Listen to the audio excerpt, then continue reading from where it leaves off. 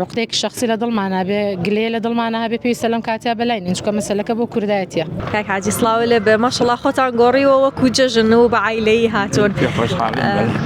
پێ خۆشحاڵین کە ئەم پرۆژێ بێ بە پرۆژەیەکی سەرکەوتوو بۆ میلەتی کورد و بۆ حکوومەتی کوردی ئەنجا ڕێز و سڵام هەیە بۆ ئەوانەیە کە ئەچنە بەغاوەداوایان لێ ئەەکەین کە دیفاع لە میلەتی هەڵەبجە بکەن بە خاسی و ملەتی کوردیش ئەو پەرلەمانکارانەی کە دیفاعیان ئەکەن لەم وڵاتە و لە مینێمە زۆر سوپاسیان ئەەکەین و مەمنونیان و دەستیان خۆش بێ پێ خۆشحاڵی ئەم پرۆژەیە بە سەرکەوتووی ئینشاءڵڵا بە سەرکەوتووی سەرکەوێ و لەوانەیەکەین کەوا نەهاتوون بۆ دەنگدان بێن هەموو دەنگە بێن بە مێلی خۆیان لە خۆیان ڕازیکەن بۆ مێلی خۆیان بە هەرکێ دەنگە دەن بیدەن لەبەر ئەوە باشترە دەنگەکان بسووتی.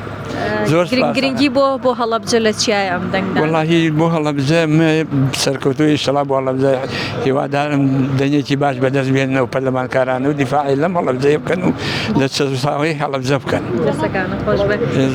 کاکوونە جوانش ماشەڵڵا خۆی گۆڕیوە وەکو جۆشن مناڵەکانی شەر وەکو جلی کوردیەوە هاتوون. چۆن ئاوا؟ پێمان خۆش بووی تر ئەمە مەسلەیەکی نەتەوایەتیە پێویستە ئینسان بەشداری تیا بکات ئیتر بۆیە بەدڵخۆشیانی بە عایلەی دایک و باوک و خوشک و برا و مناڵەکان هەمومان بەجلی کوردەواتوین ئەمڕۆ الحەمدولیلا.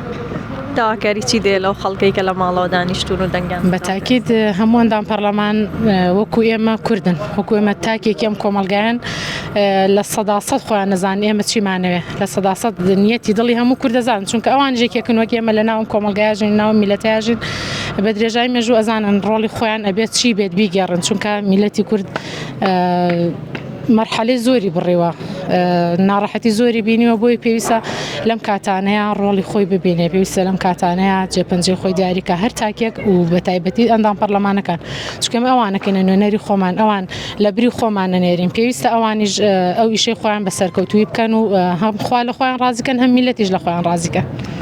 ماوە کورتەی کە ماوە لە بەردەم خەڵکا بۆ دەنگدان چیان پێڵێ ئەوی دەنگی نەیاوە؟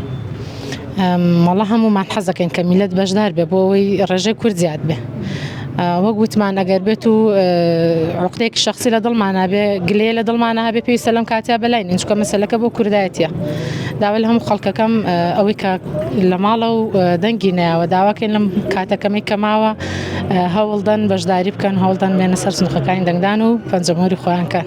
هەموو جارەوە لەگەڵ مناڵەکان تایەن؟ بە تاکید بەڵێ چەند ساڵێکە بێ هەر بەشداریمان کردو بەم جۆرە.